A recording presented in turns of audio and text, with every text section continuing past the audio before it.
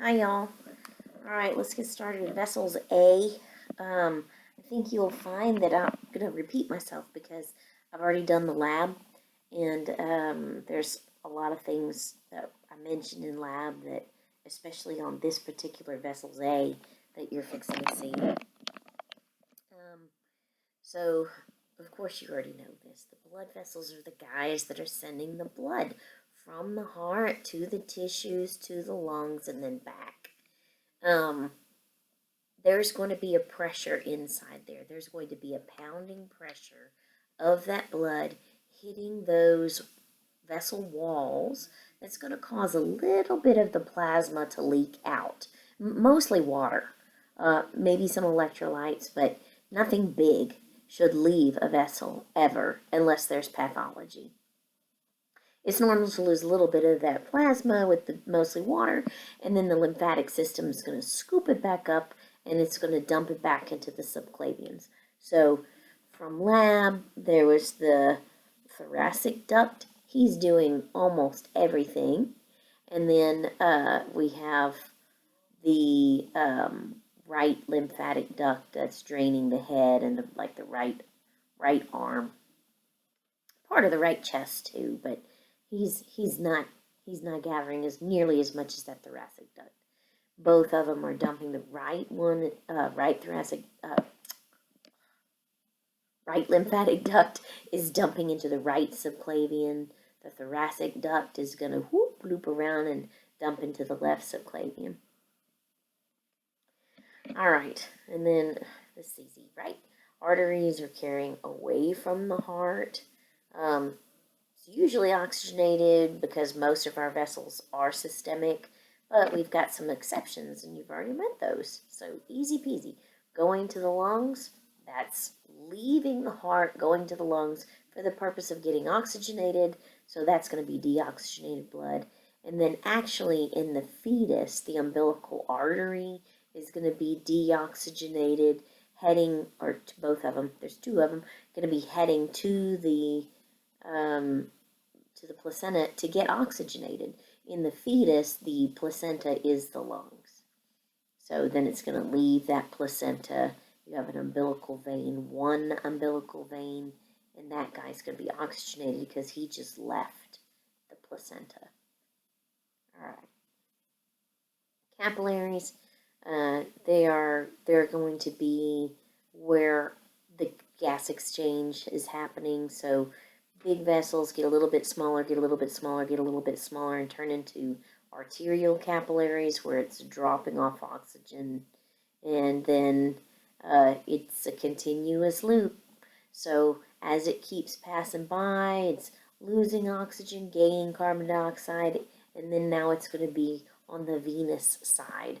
So still a capillary, but it's going to be a much more deoxygenated capillary. So it's going to be blue at that point. And that point in between where there's what's called a capillary bed, where it's very much fanning out into the tiniest little section of passageways,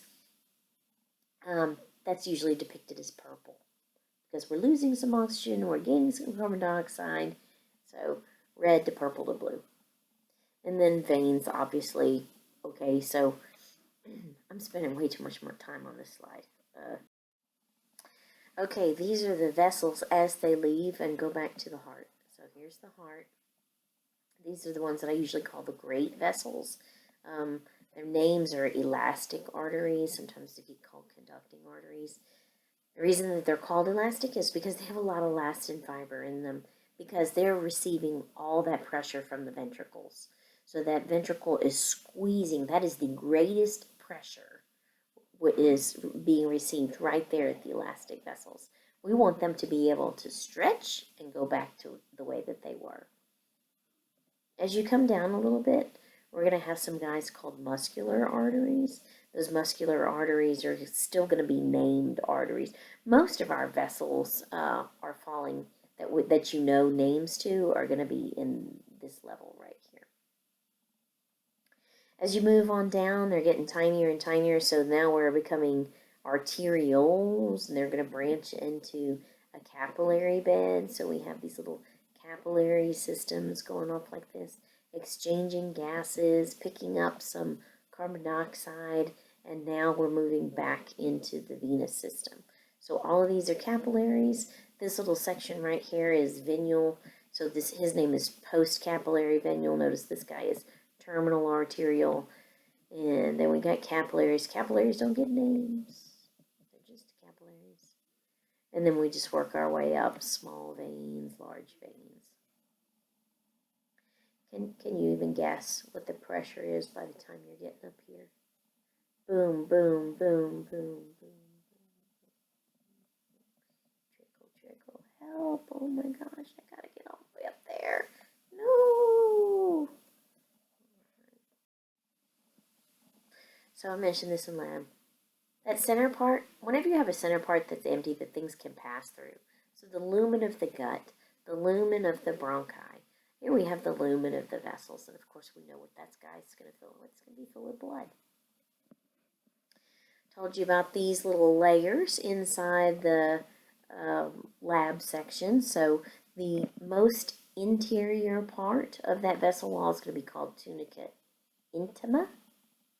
The part that has a lot more smooth muscle for artery, not so much in venous, but has some. That's called tunica media. Media, middle muscle.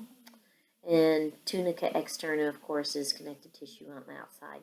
Some of them are a little bit more than just connective tissue. Now, capillaries, the only thing they have, remember, they're exchanging the gases. So they're just going to be, it's endothelium, continuous with the endocardium in the heart. It's just that simple squamous epithelial layer.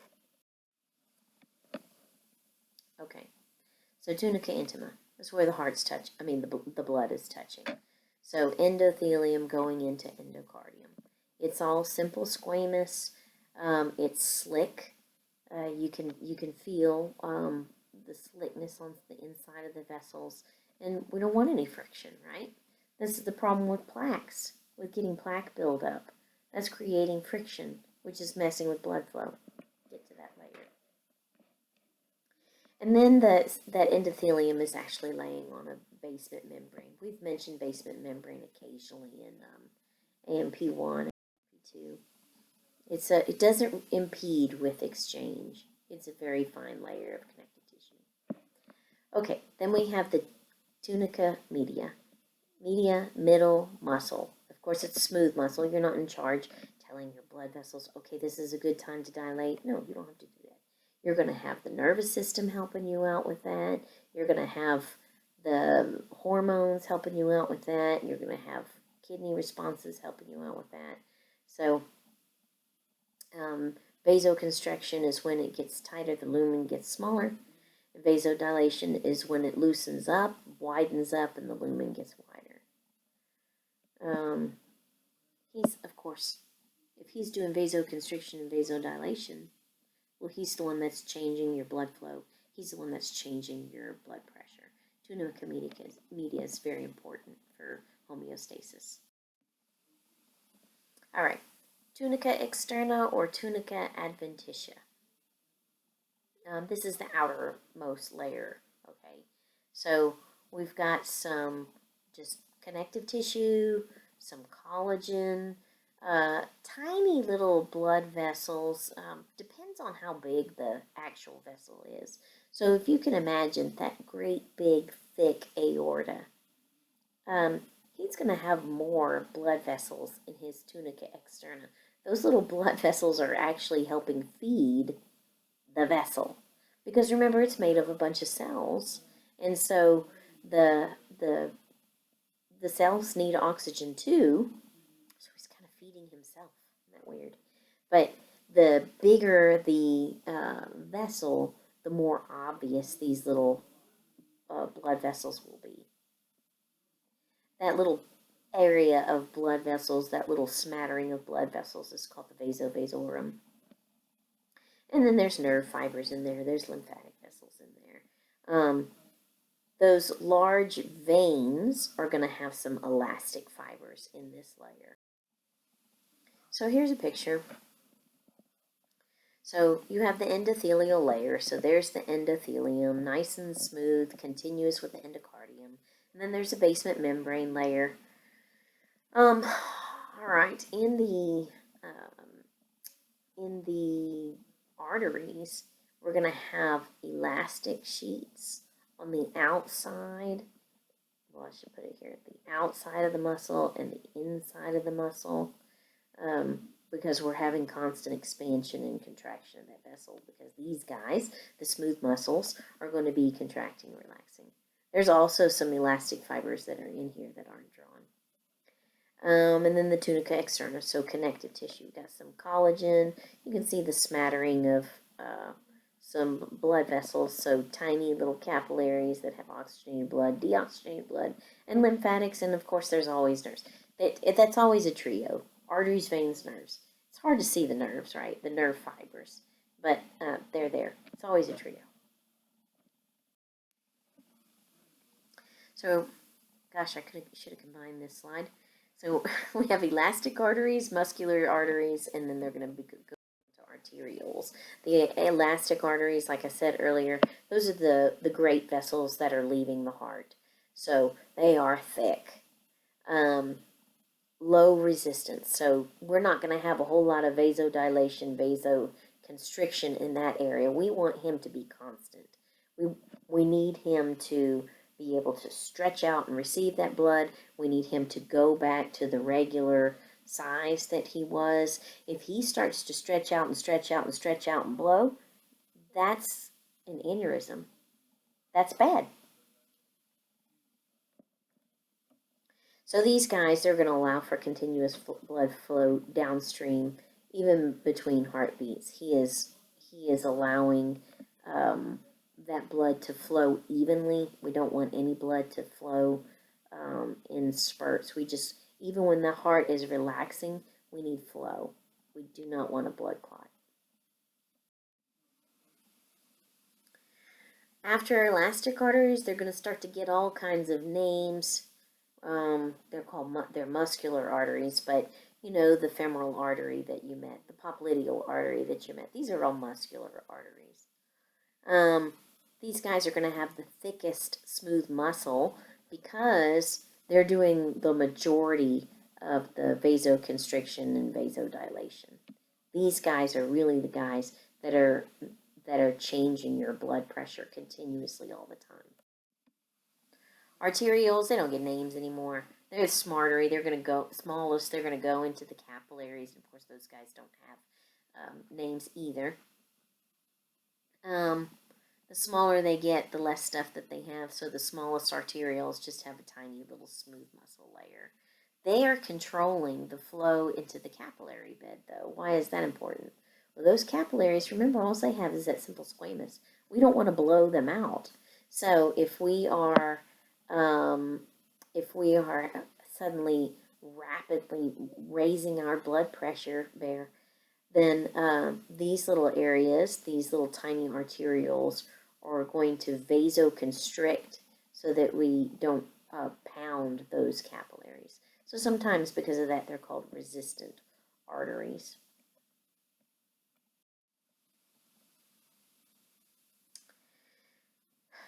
Capillaries are so small that sometimes even the red blood cells have to turn themselves sideways. So sometimes the diameter is actually slightly less than the diameter of a red blood cell. This is where gases exchange. Hey, do you need some glucose? Here you go. Hey, is there hormone supposed to be going into that? Here you go. This is where all those kind of things exchange. So just with that simple squamous, that's just going to be called tunica intima. We have stem cells hanging around those guys. They're called pericytes. They can allow repair of any tiny little tears. Did you get your finger pricked to see if you were anemic or whatever? We're going to have a pericyte go fix that. We have capillaries almost to every single cell. Now, you know already that when you look at cartilage underneath the microscope, you're not going to see blood vessels there. The epithelium, you're not going to see blood vessels there. The cornea, The cornea actually has no blood vessels. I think we went over that in AMP1. And then the lens of the eye. So the humors around the cornea. So the aqueous humor is going to help nourish the cornea. The vitreous humor and the aqueous humor is going to help out the lens of the eye.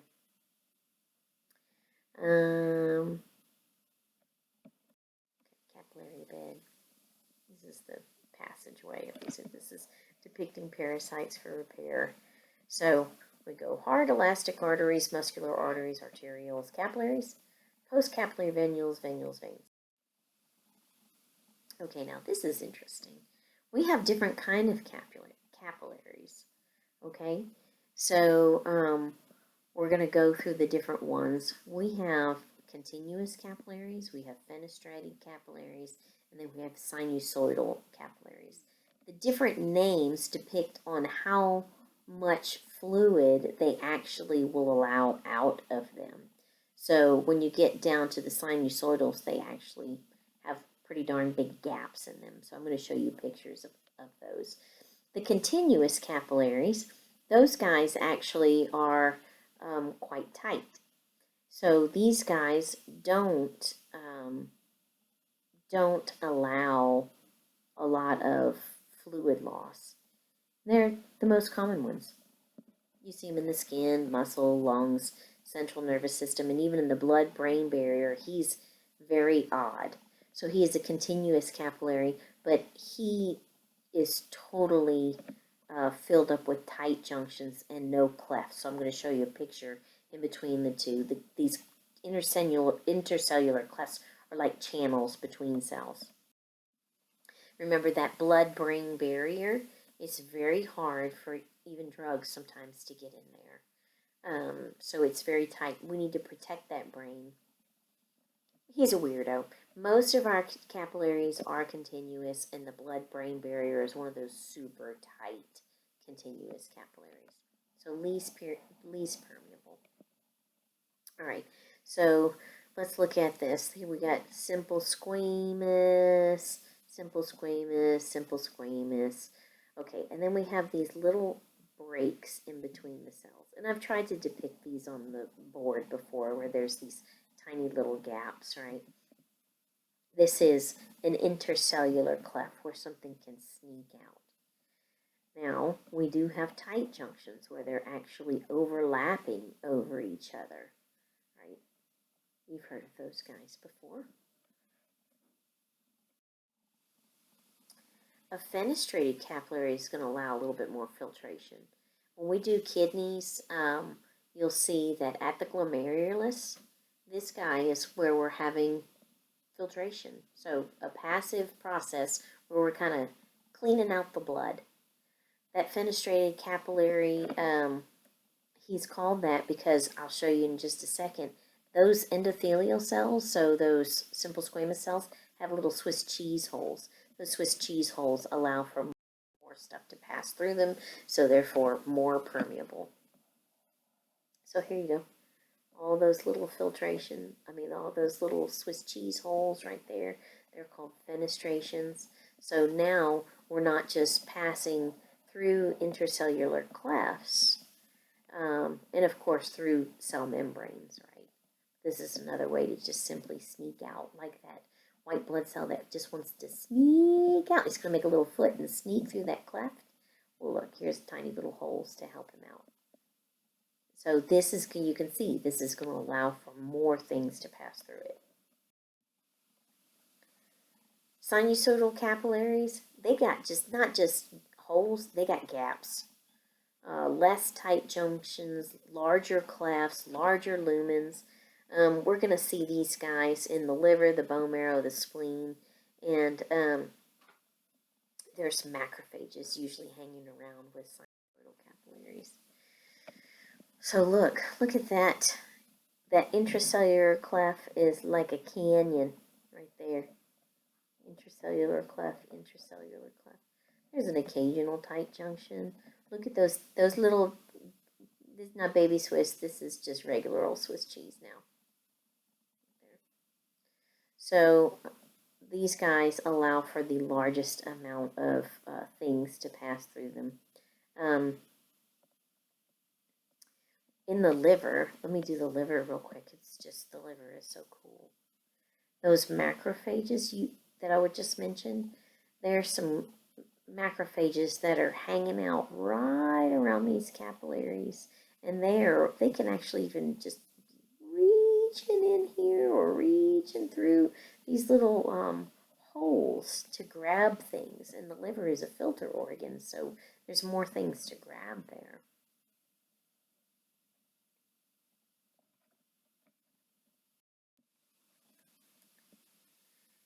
Okay, so here we go. We have an arteriole, a venule, and blood flowing through. Ooh, all nice and everything.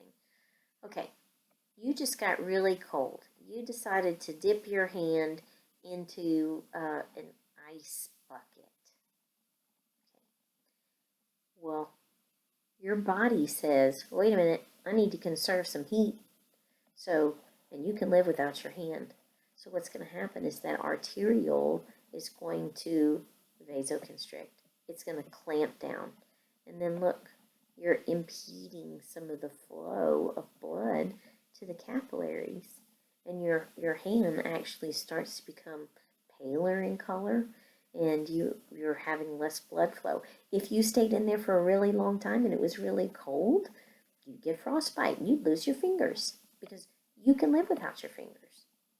You can block all the blood supply to your fingers, and your fingers will fall off and you're going to make it. This is all those vessels that are superficial. Now, if you are out in the Arctic and you are freezing to death, all of your vessels are going to vasoconstrict except the super important ones that are keeping you alive. The vessels that are going to your heart, to your brain, to your kidneys, to your liver, those guys are gonna act oppositely and vasodilate to make sure that's where all the blood's going. Okay, veins. Veins carry towards the heart. We have a whole lot more veins than we do arteries. They're thinner, they're floppier. You can feel the difference. I mentioned this in lab. Tunica media, there is some smooth muscle, but not very much. And the tunica externa is going to, externa is going to be thicker. But you definitely can tell the difference when you squeeze an artery, when you squeeze a vein. The vein is just squishy. The artery is thick and ropey. Those large lumen, thin walls make them storage for blood. So they actually carry the majority of your blood. They call them a blood reservoir. So here's a picture, a little bit prettier than the one from lab. Lots of staining. You can really appreciate all that elastin inside that artery. So tunica intima, quite thick. Tunica intima over here, not so much. Okay, look at this. This guy is staying nice and round. So maybe this is an arteriole and this is a venule. Remember, they all pair up together. There's a vein in here, a nerve in here somewhere, but you usually can't see them because of the tiny little cross section, and you're just catching, part of an axon. So, okay, so tunica intima, smooth muscle here, tunica media, and then we have tunica externa, and then this fine little layer right here, tunica intima, maybe one cell layer thick of tunica media, and then lots of tunica externa. He's collapsing. He's floppy. He's staying open. Floppy, venous side, thick and sturdy, arterial side. Okay, I'm gonna, not to belabor the point, you can read. Okay. I got a lot of pictures in here. And of course, what's the lumen full of? Little red blood cells, right? Okay, so because the blood pressure is through the floor in a vein, we're going to have some sort of changes that are different in the veins from what's in the arteries, okay? So they have their lumen is usually a larger diameter, so we don't have as much resistance for blood flow. We're going to have some valves in there. So we have valves. I think I told you in lab, you can find your valves through mapping, which is not testable really for all practical purposes. But the purpose of these guys is to prevent backflow. So once your muscles have squeezed some of the blood up your leg, there's going to be a valve right there that keeps it from going back down, keep it from being pulled by gravity. We have some venous sinuses, and you've met the coronary sinus, and maybe you remember the different dural sinuses of the brain from AMP1.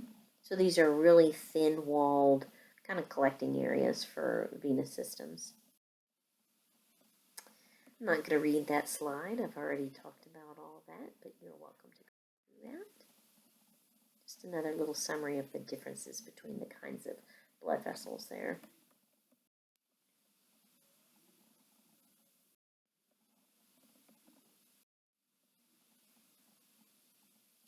Okay, so vessels, again, you've been through all this. So blood goes left atrium, left ventricle, and up through the aorta to all the systems. All the cells are going to get some oxygen. All the cells are going to give up some carbon dioxide, and it's going to collect in the inferior vena cava and be brought back to, and the superior vena cava. This is just depicting one loop. So going into the right atrium to the right ventricle, pulmonary trunk, and then left and right pulmonary artery, all deoxygenated to go to the lungs to get reoxygenated. Mentioned this the other day. A varicose vein is just where those veins have collapsed. So they're tired. The vessel has gotten,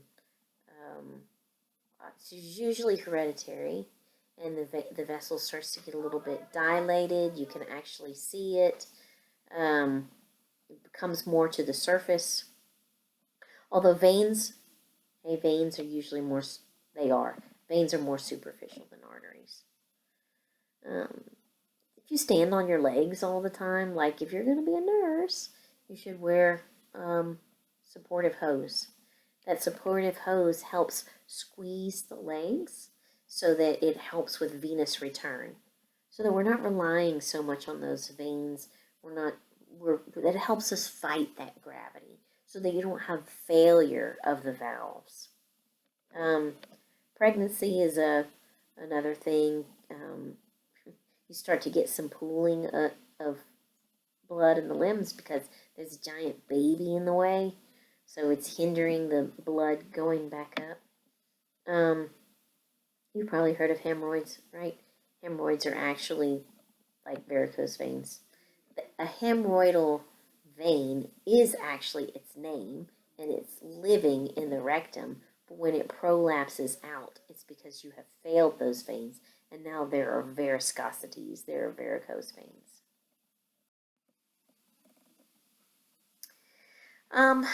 Okay, sometimes we're going to have alternate pathways. They're going to be called an anastomoses. You can have vascular or arterial, and you can have venous. Venous are pretty common. You can see them in your hands where we have alternate pathways for the blood.